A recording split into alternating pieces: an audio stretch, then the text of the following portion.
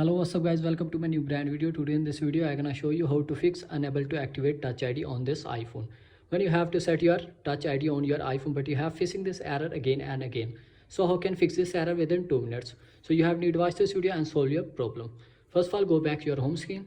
You guys, after that, go back your home screen and properly clean your touch ID button and clean your thumb. After that, check it your problem solved or not. If you have still facing this problem, so don't worry, go to next solution. Open mobile settings and first of all make sure your internet connection is properly worked or not.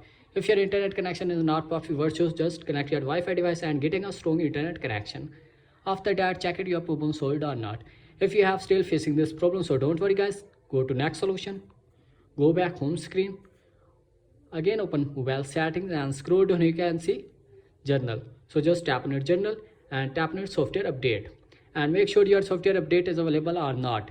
If your software update is available, so first of all update the latest version of iOS. After that, check it your problem solved or not. If you have still facing this problem, again open mobile settings, scroll down, tap on your journal, scroll down and you can see date and time. So just tap on your date and time and first of all check it your date and time is correct or not. If your date and time is not correct, so first of all connect your date and time and that check it your problem solved or not. If you have still facing this problem, so scroll down, you can see language and region. So just tap on it and select the region when you have to living in. After that, check it your problem solved or not. If you have still facing this problem, so go to next solution.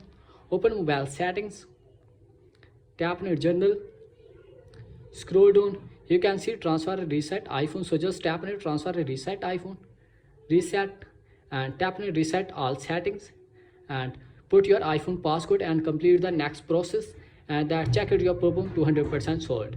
If my video was helpful, so like, share and subscribe my channel. If you have facing any problem, so let me know in the comment.